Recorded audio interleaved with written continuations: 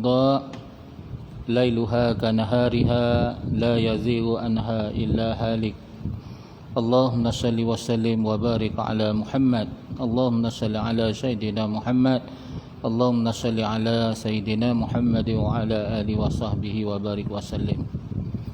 Jadi kita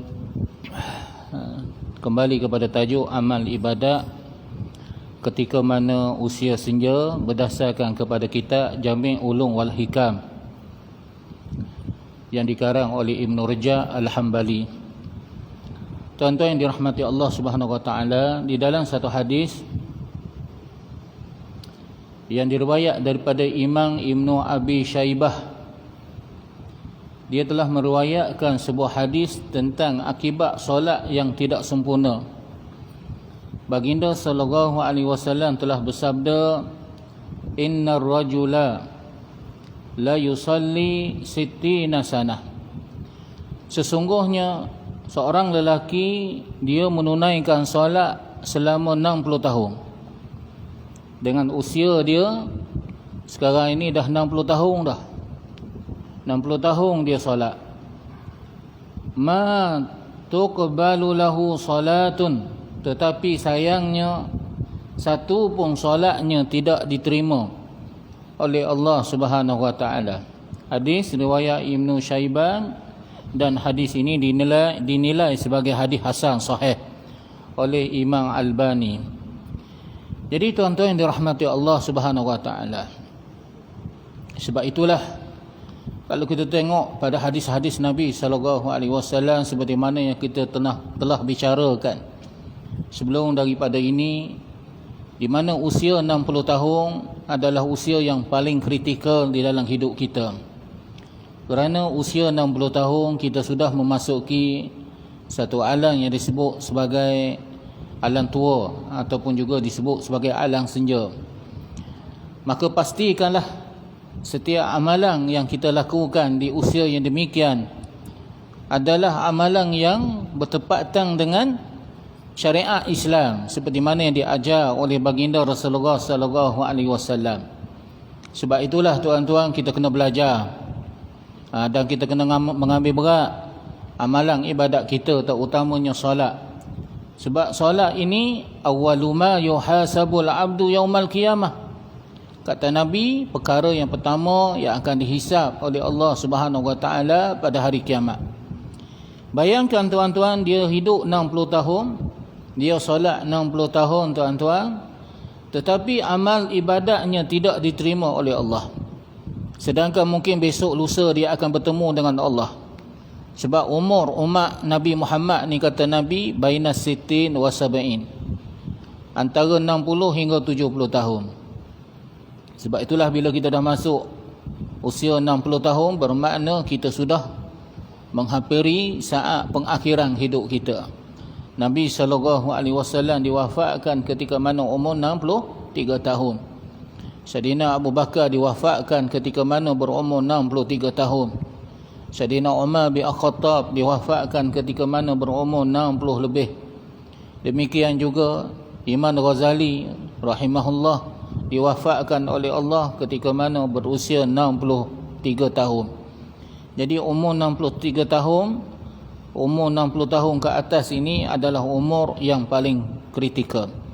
Nabi SAW sebut dalam hadis yang pernah kita baca sebelum daripada ini, Nabi kata, iza balagha rajulu min ummati sittina sanah, apabila telah sampai seorang lelaki daripada umatku umurnya 60 tahun, faqad a'zarallahu ilaihi fi maka Allah tidak akan mengambil sebarang pelepasan daripadanya, di mana dia tidak boleh lagi memberi alasan ketika mana dia bertemu dengan Allah, ya Allah aku tak sempat nak belajar, sebab itulah ibadat solat aku tidak diterima oleh Allah. Dengan usia 60 tahun tidak ada alasan lagi untuk kita menyatakan di hadapan Allah, ya Allah aku tak sempat nak belajar, tak sempat nak datang ke masjid, tak sempat nak cari guru, tak sempat nak beramal ibadat, tak sempat nak bertaubat, ya Allah pendeknya umurku. Maka kata Nabi, faqad a'zarallahu ilaihi fi Allah tidak akan memandang lagi alasan terhadap umur yang demikian. Wa qala al-ulama ma'nahu lan yatruk lahu uzran. Kata ulama, di mana maknanya Allah Subhanahu wa taala tidak akan mengambil sebarang keuzuran iza ahmaluhu hazihil muddah, apabila dia tidak mengambil berat tentang umur yang demikian, yakni dia solat dalam keadaan tidak sempurna, dia melakukan amal ibadat dalam keadaan tidak sempurna. Maka dengan sebab itulah hadis yang kita baca mula-mula tadi, Nabi memberi gambaran kepada kita, hadis yang diriwayat daripada Abu Hurairah, terdapat seorang lelaki yang menunaikan solat selama 60 tahun, tetapi solatnya tidak diterima oleh Allah Subhanahu wa taala. Berdasarkan kepada hadis yang sempurna. Kita baca tadi hadis yang separuh saja. Hadis yang sempurna macam mana? Kata Nabi SAW dalam sabdanya, innar rajula, sesungguhnya seorang lelaki, la yusalli sittina sanah, dia telah menunaikan solat selama 60 tahun. Wa ma tuqabbalu lahu salatun, tetapi satu pun solatnya tidak diterima oleh Allah Subhanahu wa taala.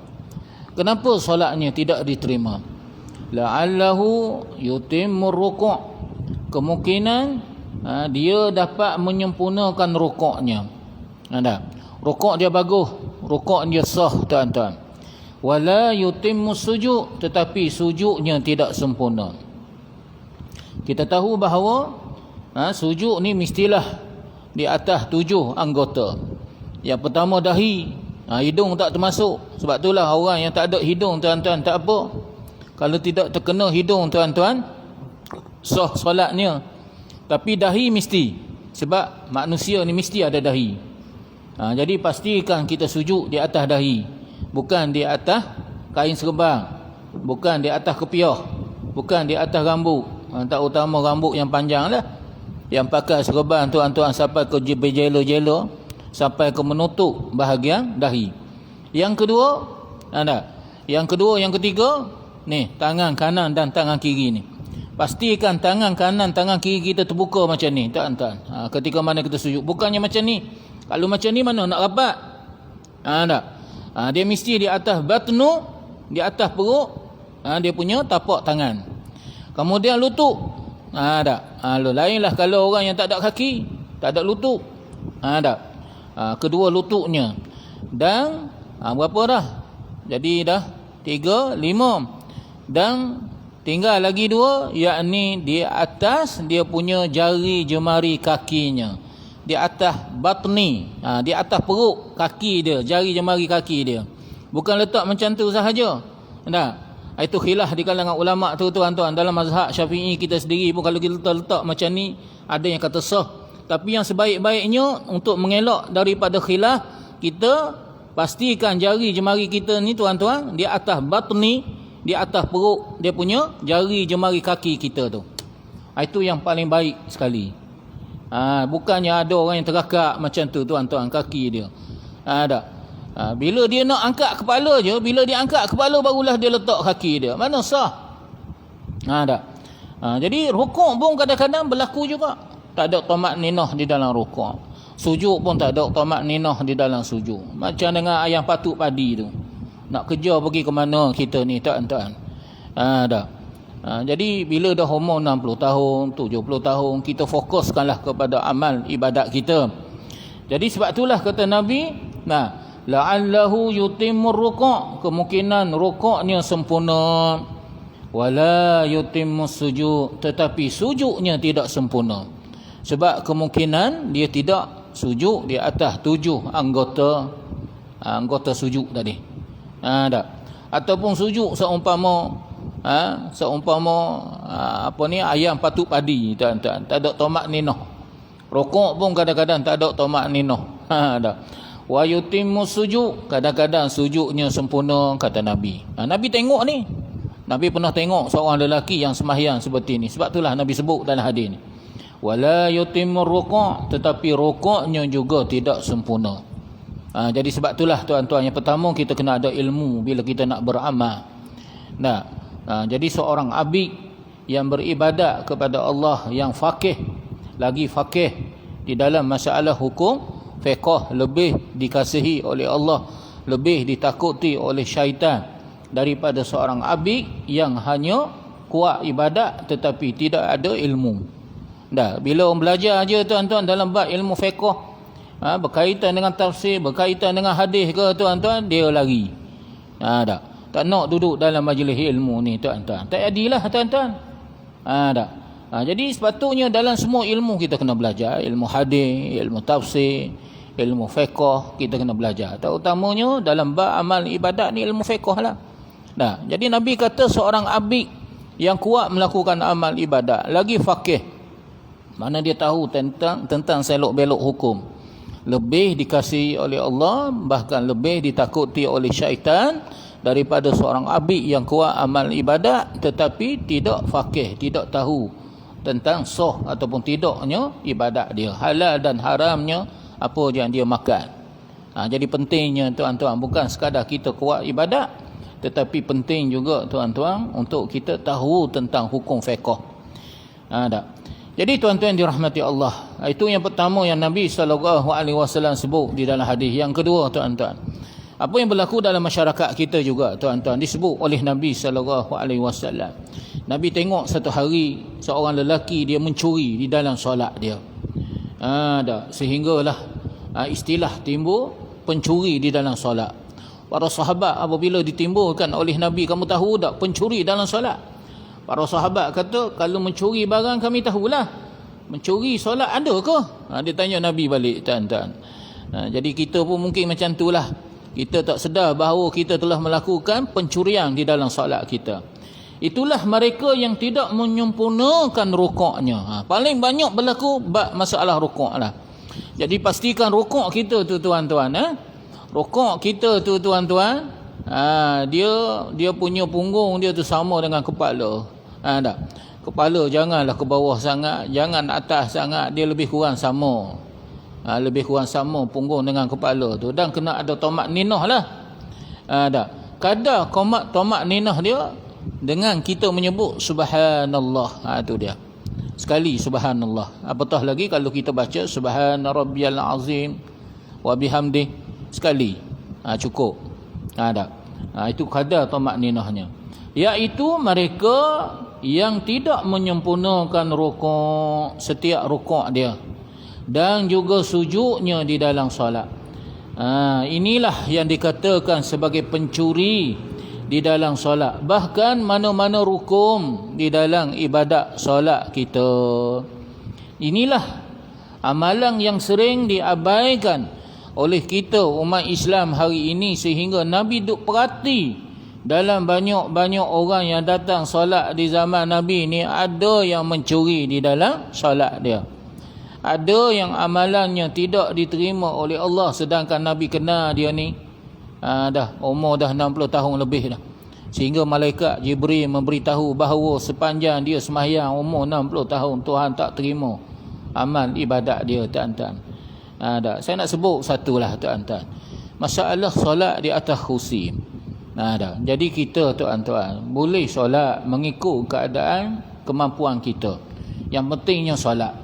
Dalam keadaan tidak boleh bersolat dalam keadaan berdiri, maka solatlah dalam keadaan kita mampu macam mana. Dalam keadaan duduk. Zaman dulu tak ada duduk atas kursi ni. Tak ada pun dalam kitab ni tuan-tuan. Boleh duduk di atas kursi yang penuh kita jumpa dalam hadis Nabi, dalam kitab-kitab fiqh tuan-tuan. Duduk iftirashi. Apa maksud duduk iftirashi? Yakni duduk tahiyat awal, ataupun duduk dalam keadaan ikhtirak. Duduk ikhtirak ni tahiyat akhir. Bagi orang yang tidak boleh sembahyang dalam keadaan berdiri, maka dia boleh duduk dalam keadaan iftirashi, duduk tahiyat awal. Macam sembahyang maghrib kita ada tahiyat awal kan, sembahyang isyak kita ada tahiyat awal, sembahyang subuh mana ada tahiyat awal, dia 2 rakaat tahiyat akhir tu. Ataupun duduk ikhtirak. Ikhtirak tu maksudnya duduk tahiyat akhir lah. Begitu tuan-tuan. Duduk atas kursi tak jumpa. Tapi ulama mengkiaskan boleh duduk di atas kursi, tak ada masalah, sebagai ganti kepada duduk iftirashi ataupun duduk ikhtirak. Tapi kalau kita mampu duduk tahiyat awal, duduk tahiyat akhir adalah lagi baik. Cuma tuan-tuan, saya duk perhatinya tuan-tuan, dia boleh pergi ke pasar minggu, pasar hari Rabu boleh pergi, ada. Ke supermarket Maidin kau boleh pergi berjalan rata-rata, boleh tuan-tuan, main golf lagi tuan-tuan. Tapi bila masuk masjid sekali-sekala je tu ambil kursi. Akad duduk atas kursi, akad takbir. Dah. Dia boleh berjalan tuan-tuan, daripada bawah naik ke masjid, ambil kursi, boleh berjalan. Tiba-tiba bila nak sembahyang dia dah ready dah tuan-tuan, kursi dekat belakang, terus duduk, dia angkat takbir. Apa cerita tu? Dah. Sedangkan rukun yang pertama pun tak lepas dah. Rukun yang pertamanya adalah berdiri dah. Dah. Mungkin kita boleh letak rukun yang ketiga lah. Rukun yang pertama takbiratul ihram kan. Tapi saya nak letak rukun yang pertamanya adalah berdiri lah. Rukun pertama berdiri tu. Rukun pertama berdiri tu pun tak lepas dah tuan-tuan. Patutnya kita berdirilah dulu sebelum angkat takbir. Berdiri dulu angkat takbir, Allahu Akbar. Terasa uyung hayang lah duk tengah baca Fatihah ke, tu imam baca Fatihah ke, surah panjang sikit ke, uyung hayang tak apalah. Nah, kita duduklah. Tapi duduk pun kita pegang kursi tu, takut nanti bawa cucu bawa lari nanti berdebung jatuh. Asalnya boleh berjalan sikit-sikit, langsung tak boleh berjalan. Kena tengok kursi penuh tuan-tuan. Tak utama kursi yang macam ni tu tuan-tuan. Dia letak lebih kurang sahaja, tiba-tiba dia duduk tepi tercongek, terjatuh lah. Kursi yang kecil macam ni. Jadi berdiri dulu tuan-tuan. Berdiri dulu. Dalam keadaan kita rasa dah tak mampu dah nak berdiri, tak apalah, boleh duduk. Duduk yang paling baik saya sebut tadi dalam hadis Nabi SAW, hendaklah kamu berdiri. Dalam keadaan kamu tidak mampu berdiri, hendaklah kamu duduk. Jadi kalau kita tengok dalam kitab-kitab mazhab Syafi'i, kita duduk itu adalah duduk iftirashi, duduk iftirak. Kemudian tak boleh tuan-tuan dalam keadaan duduk, dalam keadaan baring. Dalam keadaan baring pun tak apa. Misalnya menghadap ke arah kiblat sebelah sana ni. Ni depan saya ni kiblat. Kaki melunjuk ke depan. Tapi belakang ni tuan-tuan letak batal tinggi sikit. Boleh macam tu. Ataupun duduk di atas lembunan, tidur di atas lembunan kanan. Boleh juga. Sampai ke peringkat tersebut. Solat dalam keadaan tidur, dalam keadaan baring, mengiring. Dia panggil tidur mengiring ataupun tidur di atas lembunan. Yang ketiga, tuan-tuan, solat dengan kelopak mata. Sampai ke peringkat tersebut. Dah tak boleh nak akad tangan apa semua sekali tuan-tuan. Sembahyang dengan kelopak mata je. Isyarat dengan kelopak mata. Macam dengan kita sembahyang sambil tidur tadi tuan-tuan. Tidur dalam keadaan mengiring tu, guna kepala je isyarat dia. Guna kepala je isyarat dia. Rokok, sujud. Qiyam, tahiyat. Hak pentingnya rokok dan sujud ya. Rokok dan sujud guna isyarat kepala. Tak boleh guna isyarat kepala. Wajib juga sembahyang tuan-tuan dengan menggunakan kelopak mata je. Takkan mata tak boleh nak buka. Kalau mata pun tak boleh nak buka, masih lagi segar, masih lagi hidup tuan-tuan dengan hati. Kalau hati juga tuan-tuan tak sedar, tuan-tuan panggil tu iman lah, baca talqin je lah. Menunjukkan dah mati dah tu, tidak wajib ke atasnya sembahyang. Begitulah sembahyang ni tuan-tuan disebut dalam hadis Nabi dengan begitu jelas. Jadi tuan-tuan nak duduk atas kursi tak ada masalah lah. Tak ada masalah. Cuma kalaulah kita boleh berjalan masuk ke masjid, pastikan rukun yang pertama tu kena lepas, yakni duduk, yakni berdiri tu tuan-tuan. Jadi Nabi SAW sebut tentang pencuri dalam solat ni, Nabi sebut dua perkara yang melibatkan, yang paling banyak sekali melibatkan rukuk dan sujud. Aswa'u syarqatil lazi yashraku salatuhu. Seburuk-buruk pencuri, kata Nabi. Kamu tahu tak seburuk-buruk pencuri? Aswaku syarqil lati yashraku salat. Kamu tahu tak seburuk-buruk pencuri, mereka yang mencuri di dalam salat? Para sahabat ni ingat ke? Orang duduk tengah sembahyang, dia ambil barang dekat belakang. Orang duduk tengah sembahyang, dia ambil dompet tuan-tuan daripada orang yang tengah sembahyang tu tuan-tuan. Jadi terutamanya muslimat lah tuan-tuan. Muslimat waktu di mana dia sembahyang tu, beg yang dia bawa tu, nak tinggal dekat rumah tuan-tuan, barang-barang yang berharga, emas ke apa ke, bimbang. Rumah sekarang ni pun tak selamat dah. bawa ke masjid, orang mencuri dalam masjid. Dah. Kita tengok dalam video tu tuan-tuan, budak lelaki tuan-tuan, dia menyamar sebagai jemaah wanita, dipakainya telekung tuan-tuan, tak ada beza tu dengan wanita tuan-tuan. Bahkan dia datang lewat sikit dia tuan-tuan, dia datang lewat dia pakai telekung, ataupun dia datang dalam keadaan tak pakai telekung, orang duduk tengah sembahyang, dia pun pergi kat belakang, kebetulannya ada telekung wanita kat belakang, dia pakainya tuan-tuan. Dia pakai, dia tengok makcik tu duduk sembahyang ikut imam, elok-elok, tengok-tengok beg duduk dekat sisi dia tu. Dah. Jadi muslimat tadi duduk tengah rokok, dia pun ambil lah beg tadi, dia pun lari ke belakang. Mana orang tahu tuan-tuan? Boleh tengok melalui CCTV je. Ini banyak berlaku tuan-tuan. Jadi pastikan tuan-tuan, ketika mana kita nak sembahyang tu, kita bawa barang-barang berharga, beg letak kat depan. Ni letak tepat di mana kita nak sujud ni tuan-tuan. Tepat kita nak sujud ni, dekat depan ni. Dah. Bila kita sujud tu, kita sujud dah tuan-tuan, di atas beg, ataupun di tengah-tengah di antara dada kita tu tuan-tuan. Dah. Jadi ketika itu kalau ada orang nak tarik pun kita perasan, terus pegang tengah tangan dia tuan-tuan. Dah. Jadi jaga harta benda lebih bernilai ketika itu tuan-tuan, dah boleh kita batalkan solat. Boleh batalkan solat kerana nak menjaga harta benda tadi. Boleh, tak ada masalah. Tak ada masalah. Jadi tuan-tuan, masalah rukuk dan sujud pastikan sempurna. Jadi para sahabat ingat ke orang mencuri ketika mana solat? Wa aswa'u syarqatil lati yashraku salatuhu. Tahu tak kata Nabi, orang pencuri yang paling buruk adalah pencuri yang mencuri di dalam solat. Jadi para sahabat ingat ke mencuri dalam solat ni adalah perampok, orang mencuri barang ketika mana orang lain tengah sembahyang. Qalu, maka para sahabat bertanya Nabi sallallahu alaihi wasallam, wa kaifa yashraku salatuhu, bagaimana dikatakan orang yang mencuri dalam solatnya? Maka kata Nabi, qala la yutimmu ruku'aha, dia tidak sempurna rukuk dia. Rukuk solat tu tuan-tuan tak sempurna. Wala sujudaha, dan juga sujud dia juga tidak sempurna. Yang paling ketara sekali saya duk tengok tuan-tuan, anak-anak muda solat lah, tak ada tamak nina. Jadi kita kena ada tamak nina.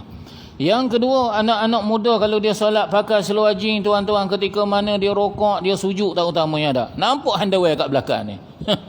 Nampak underwear kat belakang ni. Bila nampak underwear kat belakang ni tuan-tuan, seluar jeans kan jenis yang ketat, dia turun bila sujud. Nampak underwear kat belakang ni, nampaklah aurat kat belakang ni. Nampak aurat dekat belakang. Jadi kadar auratnya adalah tuan-tuan, ni pusat ni. Pusat ni sampai ke belakang. Dia sampai kat belakang. Daripada pusat tu, pusat kita dekat tengah-tengah ni tuan-tuan, sampai garisan ke belakang tu. Maknanya kalau terbuka atas daripada garisan, belakang tu garisan pusat, terbuka tak apa. Tapi kalaulah terbuka bawah daripada garisan pusat sampai ke lurah punggung tu tuan-tuan, sampai kau nampak lurah pun ada. Itu memang confirm lah, batal lah solat dia. Sebab tu Nabi fokus sangat tuan-tuan dalam bab ni. Dah dua hadis yang kita bincang pada malam ni, yang kita sebut pada malam ini, Nabi fokuskan pada sujud dan rukuk aja. Yang paling banyak sekali tuan-tuan orang abaikan. Itu belum masuk lagi orang sembahyang atas kursi tu, rukuk dia tidak sempurna, sujud dia tidak sempurna. Jadi bila kita orang sembahyang atas kursi ni tuan-tuan, ataupun kita sembahyang sambil duduk ni, dia rukuk dia kadang macam ni, sujud dia mestilah ke bawah. Sebab tu tuan-tuan, sujud yang paling sempurna adalah sujud ketika mana kita duduk iftirashi tu, duduk tahiyat awal, tahiyat akhir. Sebab rukuk tuan-tuan kita macam tu, sujud kita di atas tanah. Macam mana dengan orang yang sembahyang di atas kursi? Dia sujud dia bukan di atas sejadah, bukan di atas lantai, bukan di atas tanah, maksudnya di atas lantai, di atas sejadah. Macam mana tuan-tuan? Jadi pastikan bahawa rukuknya kadang macam tu, sujud dia mesti lagi bawah. Saya duk khusus haji tiap-tiap tahun, tajuk berkaitan dengan solat di atas kapal terbang, solat di atas bah ni saya bagi penekanan sangat. Ditakdirkan oleh Allah Subhanahu Wa Taala 2-3 kali saya bertugas dengan tabung haji, dengan travel dan seumpamanya. Saya tengok tuan-tuan, ramai jemaah haji kita nak pergi haji tak semayang, balik haji pun tak semayang. Balik haji pun tak sembahyang, nak pergi haji pun tak sembahyang. Padahal kita dah bagi penekanan wajib kita sembahyang. Jadi sembahyang kita di atas kapal terbang tuan-tuan, sebagai contohnya.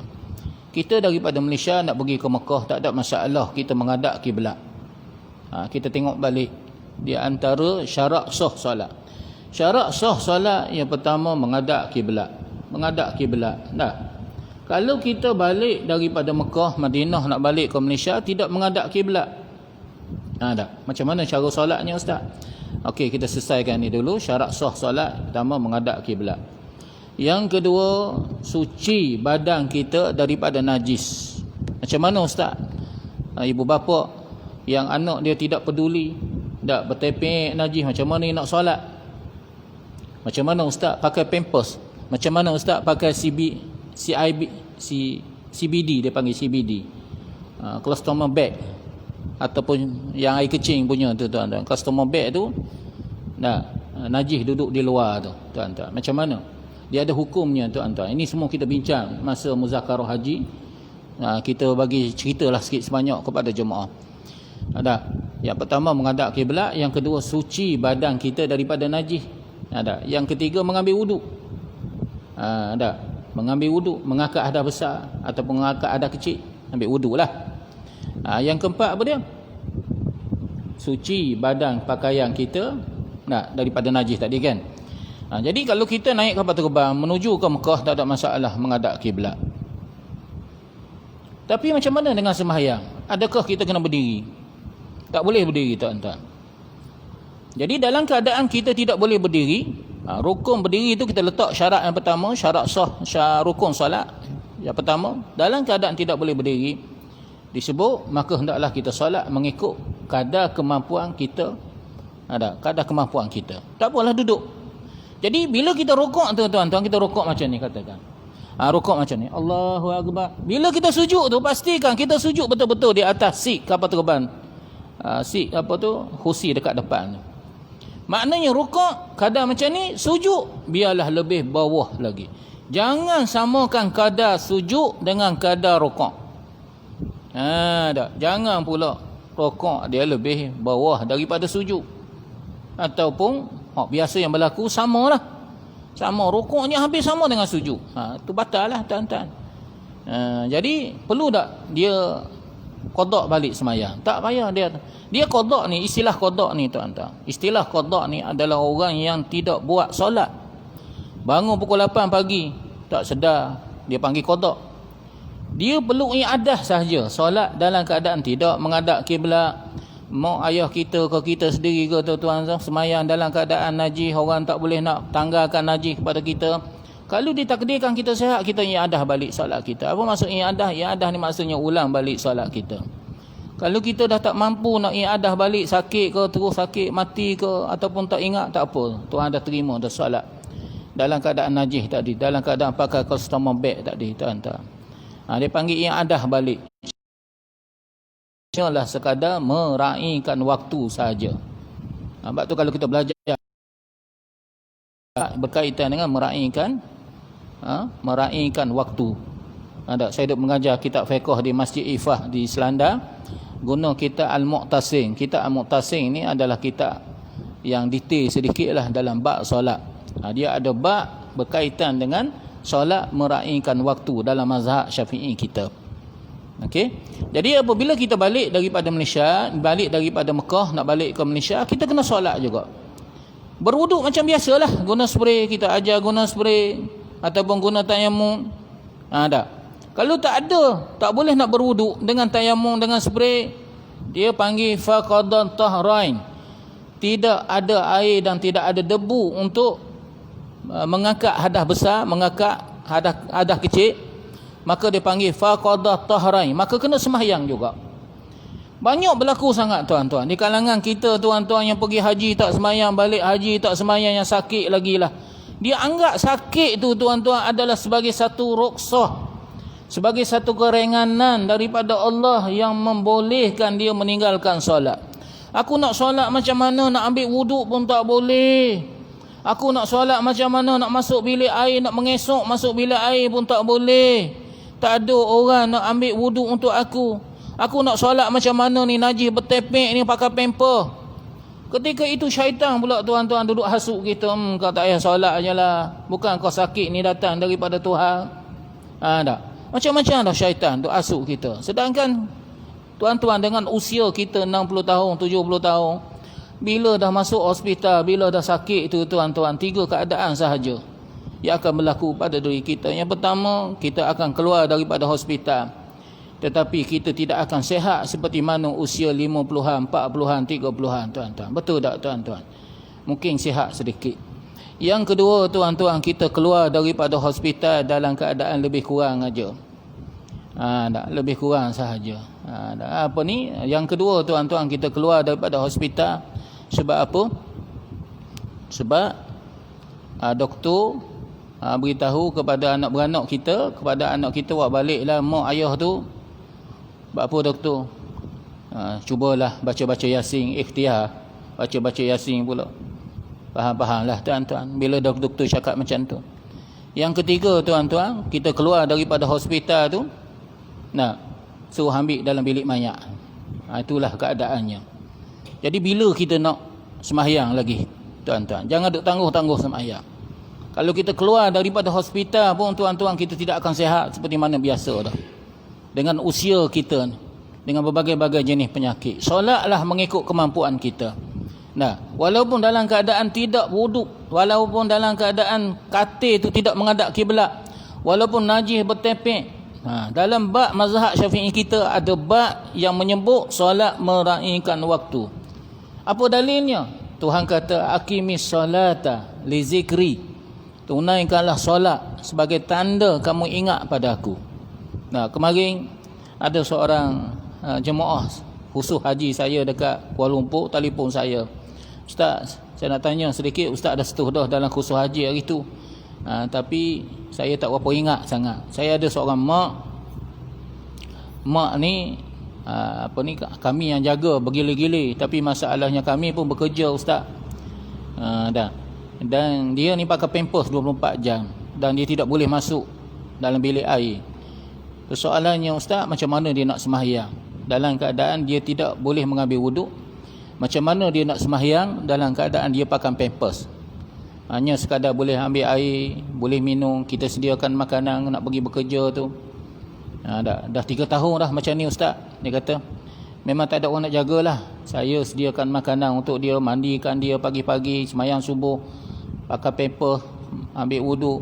Ambil wuduk, pakai pampers, sembahyang subuh. Lepas tu pukul 7 saya pergi kerja, pukul 6 saya balik, saya mandikan dia pula. Saya ambil wuduk untuk dia, untuk membolehkan dia solat maghrib, solat asar, lepas tu solat maghrib, lepas tu solat isyak. Tapi persoalannya macam mana dengan sembahyang zuhur dia Ustaz? Kadang-kadang sembahyang asar, kadang-kadang balik lewat sebab jeng di Kuala Lumpur. Dah 3 tahun dah macam tu. Jadi saya beritahulah. Saya kata dia kena solat juga walaupun dalam keadaan memakai pampers. Jadi berwuduknya macam mana Ustaz?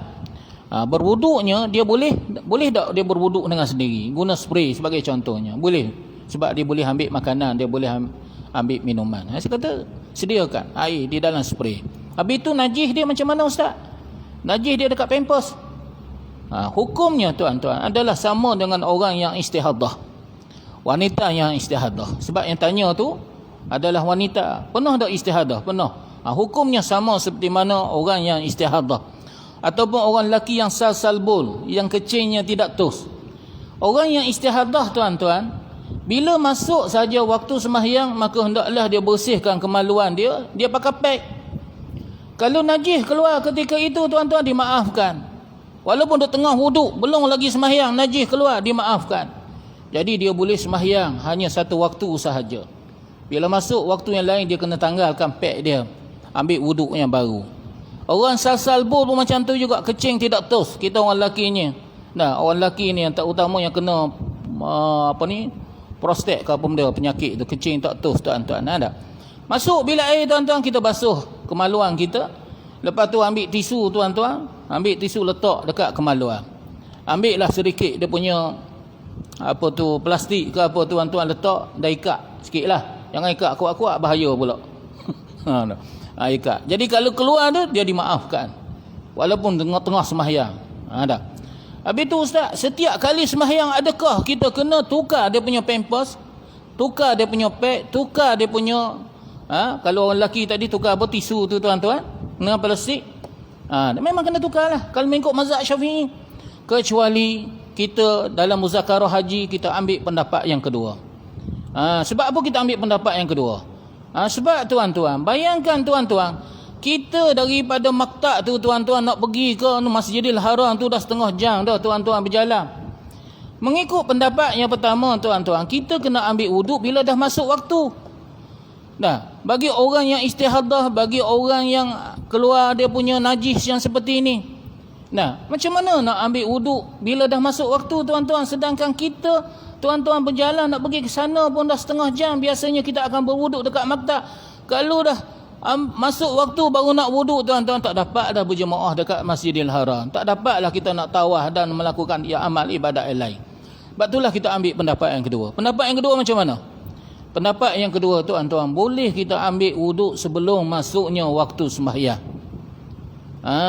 Misalnya ini biasa kita buat kan, kita nak pergi sembahyang maghrib, sembahyang subuh tuan-tuan dekat Masjidil Haram, maka kita ambil lah wuduk tuan-tuan sebelum daripada masuk waktu subuh, pukul 3, pukul 4 pagi ke kat sana kan subuh awal. Lepas tu kita sembahyang lah subuh berjemaah, mengaji Al-Quran dan seumpamanya. Kita sembahyang maghrib, bila dah masuk waktu isyak, tak perlu tukar pampers kita, tak perlu tukar pad kita, tak perlu tukar dia punya ni air kecing kita tadi, balutan air kecing bagi orang lelaki tu tuan-tuan, hanya perlu memperbaharui wuduk sahaja. Ini pendapat yang kedua, perlu memperbaharui wuduk saja. Macam mana ustaz nak memperbaharui wuduk? Kena keluar daripada Masjidil Haram, nak pergi ke tandah tu dah setengah jam dah, nak masuk pula setengah jam. Itu saya kata gunakan spray tadi, gunakan air mineral dalam botol. Yang paling praktikal sekali adalah spray lah, sebab spray kita dalam Masjidil Haram pun tak ada masalah kita nak pakai. Bukannya basah tuan-tuan. Saya buat praktikal dalam masjid, tunjuk macam mana kepada jemaah kita menggunakan spray di atas kapal terbang, kita menggunakan spray tuan-tuan di dalam Masjidil Haram.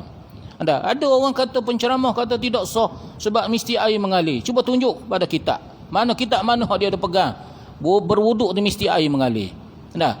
Sedangkan salah satu daripada air yang membolehkan kita berwuduk adalah dengan air embung. Tuan-tuan ingat lagi tak? 7 jenis air yang boleh digunakan untuk berwuduk selain daripada air laut, selain daripada air mata air, selain daripada air perigi, selain daripada air sungai, adalah air embung. Air embung mengalir tak tuan-tuan? Dalam kitab disebut hanya menitik sahaja daripada anggota wuduk 2-3 titik dah cukup dah. Sebab itulah kalau spray tuan-tuan nak mengalir memang tak ada lah. Tapi kalau menitik 2-3 titik tu tuan-tuan memang ada. Ini kaedahnya tuan-tuan. Jadi bagi orang tuan-tuan yang dalam keadaan istihadah, yang pakai pampers 24 jam tadi saya sebut tadi tuan-tuan, kalau dia boleh ganti pampers dia, pad dia adalah lagi baiklah setiap kali masuk waktu sembahyang. Kalau tidak boleh tukar dia punya pad, dia hanya perlu memperbaharui wuduk. Itu pun mesti syarat dia tuan-tuan, najis tidak terkeluar daripada pampers, najis tidak terkeluar daripada pad. Kalau pad macam ni tuan-tuan, dia tidak keluar di tepi ni macam ni. Kalau pampers ni tak keluar di tepi ni macam ni. Kalau kita orang lelaki ni tuan-tuan balut dengan kemaluan, balut dengan tisu kemaluan kita tu, dia tidak keluar sehingga terkena dia punya kain yang kita pakai. Jadi hanya perlu memperbaharui wuduk setiap kali sembahyang dan tidak perlu menggantikan pampers pad. Yang kalau kita nak ganti lebih baik. Dalam keadaan musyaqqah, kalau kita tak nak ganti tak apa, kita ambil pendapat yang kedua. Boleh faham tuan-tuan Kalau nak tanya lepas ni bolehlah tuan-tuan Ini adalah bagi masalah orang yang sembahyang tuan-tuan. Sebab itulah kita jangan tinggalkan sembahyang dalam keadaan susah macam mana sekalipun, jangan kita tinggalkan sembahyang tuan-tuan Jadi tuan-tuan, jadi sebagai akhir kuliah kita pada hari ini, saya nak bawa apa yang disebut oleh Ibn Rajab di dalam kitab dia. Dia telah menakalkan pendapat Imam Atta' rahimahullah dan juga ulama salaf. Dia kata dengan kita mengambil wuduk tu tuan-tuan, dia boleh menghapuskan dosa-dosa kecil.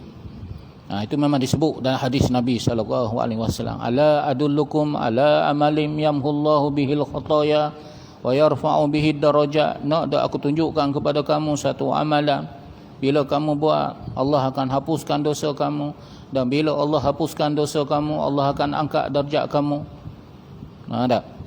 Bala, bahkan dia ya Rasulullah, itmamul wudu, kata Nabi, sempurnakanlah wudu, alal makarih, dalam keadaan kita tidak suka berwuduk. Kita bangun tengah malam, buang air kecil, pernah tak kita berwuduk? Dan sempurnakan wuduk juga adalah buat benda-benda yang sunat, berhomor-homor, masuk air dalam hidung, itu sempurnakan wuduk. Seperti mana Nabi SAW, Nabi musafir, Nabi berhenti, Nabi berwuduk, Nabi sembahyang 2 rakaat. Jalan-jalan lagi Nabi berhenti, Nabi berwuduk, Nabi sembahyang 2 rakaat. Sampai ke para sahabat, Mu'adh bin Jabal tanya, ya Rasulullah, tadi dah berwuduk dah? Lalu Nabi kata apa? La yuhafizul alal wudu illal mu'min, dan tidaklah menjaga wuduk itu melainkan itulah sifat orang mukmin. Makna disunatkan bagi kita walaupun sudah berwuduk, disunatkan berwuduk. Apatah lagi bagi kita yang tidak berwuduk, disunatkan berwuduk. Bukan sekadar untuk sembahyang sahaja. Jadi berwuduk ini, kata Imam Atta dan juga ulama salah, boleh menghapuskan dosa. Ibn Rajab Al-Hambali menakalkan kata-kata sahabat Nabi Al-Jalil yang bernama Salman Al-Farisi. Berwuduk boleh menghapuskan luka-luka kecil. Apa maksud luka-luka kecil? Yang ni dosa-dosa kecil. Maka kita pun berjalan kaki ke masjid. Lepas kita berwuduk dekat rumah tuan-tuan, kita berjalan kaki pergi ke masjid. Dia dapat menghapuskan, kata Salman bin Al-Farisi, dosa-dosa yang lagi besar. Dosa-dosa wuduk ni, kata Nabi, keluar daripada celah-celah kuku ni. Celah-celah bulu romong kita, dosa-dosa kecil. Dosa-dosa kecil ni yang kita duk tengok aurat wanita tanpa syahwat. Kadang-kadang terletak depan kita, duk tengok juga. Tapi dosa lagi besar apa dia? Qiyah dirilah. Dia boleh terhapus dengan kita berjalan kaki pergi ke masjid. Maknanya tuan-tuan, masjid ini adalah tempat penghapusan dosa lah. Zaman sekarang mana ada berjalan kaki dah ustaz, naik motor, naik kereta, samalah. Setiap pusingan tayar roda kereta motor tu, Allah hapuskan dosa kita. Dan kata Salman bin Al-Farisi lagi, sampai kat masjid aja jangan duk sembang. Turun masuk ke masjid, sembahyang sunat tuan-tuan. Sembahyang sunat tahiyatul masjid ke apa ke. Dengan sembahyang sunat tadi dapat menghapuskan dosa-dosa yang lagi besar daripada itu. Tengok turutannya tuan-tuan. Maknanya masjid ini adalah tempat penghapusan dosa. Dan berkata Imam Atta lagi, sesiapa yang duduk dalam majlis ilmu, disebut dalam majlis zikir. Majlis zikir ni bukan majlis la ilaha illallah aja tuan-tuan. Majlis zikir ni disebut dalam hadis Nabi. Nabi banyak mentafsirkannya dengan majlis ilmu. Siapa yang duduk dalam majlis zikir, dia dapat menghapuskan dosa-dosa 10 majlis lara dia masa-masa muda dia dahulu. 10 majlis lara dia. Satu majlis ilmu yang kita duduk seperti ini tuan-tuan, dia dapat menghapuskan 10 dosa-dosa kita. Masa kita duduk sembang dekat kedai kopi, sampai ke tuan-tuan lewat sembahyang ke, duduk tengok aurat, duduk mengopak ke orang ke tuan-tuan, majlis karaoke ke, majlis disko ke tuan-tuan. Kita kerja ni kan kadang-kadang ada majlis karaoke, majlis disko, macam-macam lah. Sembang-sembang dengan kawan-kawan, habis keluar mengopak habis. Dia dapat menghapuskan 10 majlis tersebut tuan-tuan.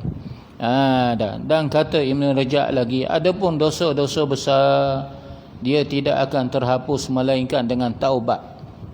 Kerana sesungguhnya dosa besar tadi, Allah Subhanahu Wa Taala suruh kita bertaubat. Dosa kecil pun Tuhan suruh kita bertaubat. Selain daripada kita buat amalan-amalan sunat tadi yang kita sebut tadi, kita juga kena bertaubat. Apatah lagi dosa besar, dia tidak akan terhapus tuan-tuan melainkan dengan taubat an-nasuha. Allah telah mewajibkan kepada orang-orang yang berdosa supaya bertaubat. Ya ayyuhallazina amanu tubu ilallah taubatan nasuha. Wahai orang-orang yang beriman, bertaubatlah kamu kepada Allah dengan taubat nasuha. Ada, kita dulu lalai dalam solat kita, lebih kurang je taubat nasuha. Sebab bab solat ni dosa besar tuan-tuan, apatah lagi kita tinggalkan solat. Dah. Jadi cubalah kita qada balik solat kita, dalam masa yang sama kita bertaubatlah. Sebab kita ni tuan-tuan, muda-muda dahulu ada yang tak semaya. Saya ni semayang ustaz ni bila dah kahwin. Ada seorang hamba Allah cerita pada saya. Saya ni ustaz solat ni bila dah umur 50 tahun. Sebelum tu kadang-kadang je solat. Banyak di kalangan kita hari ni tuan-tuan. Tapi insya-Allah jemaah kita yang datang ke masjid ni jemaah baik-baik belaka. Insya-Allah. Yang kedua, kata Ibn Rajab, bukan sahaja Allah mewajibkan orang yang berdosa bertaubat, bahkan Allah memerintahkan supaya kita bertaubat. Dan sesiapa yang tidak taubat dia anggap sebagai zalim. Allah sebut siapa yang berdosa yang tidak bertaubat, faulaika humuz zalimun. Mereka adalah orang zalim. Yang ketiga, Allah Subhanahu wa taala menghukum orang yang tidak bertaubat dianggap sebagai melakukan satu kesalahan yang sangat besar, jenayah yang sangat besar di sisi Allah. Yang keempat, kata Ibn Rajab, seluruh umat telah ijma', telah sepakat taubat itu adalah fardu ain, bukan fardu kifayah.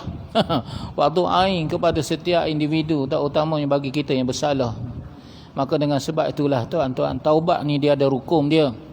Jadi rukun taubatnya adalah meninggal benar-benar bertaubat, benar-benar insah. Tak nak dah tinggal solat aku dah taubat dah. Yang kedua, meninggalkan maksiat. Meninggalkan maksiat ataupun meninggalkan tempat, meninggalkan kawan, meninggalkan apa yang berkait rapat dengan dosa tadi. Kalau melibatkan tempat, tinggalkan tempat tersebut. Kawan-kawan tinggalkan tuan-tuan. Yang ketiga, berazam dengan penuh jazim, bersungguh-sungguh untuk tidak lagi mengulangi perbuatan tersebut. Dan jika sekiranya melibatkan hak orang lain, minta maaf lah, minta halal dengan dia. Mengupak ke, ambil barang dia ke, minta halal, bayar balik tuan-tuan. Begitulah. Jadi sekadar itulah, insya-Allah kita akan sambung dalam kuliah yang akan datang pada bulan 9 nanti, minggu yang ke apa ya? Minggu yang kedua dan minggu yang keempat. A'udzubillahi minasyaitonirrajim. Bismillahirrahmanirrahim. Allahumma afina min kulli bala'id dunya wa azabil akhirah wa syarrid dunya wa syarril akhirah. Ghafarallahu lana wa lakum ya karim. Wa sallallahu ala sayyidina Muhammad wa ala alihi wa sahbihi wa sallam. Walhamdulillah.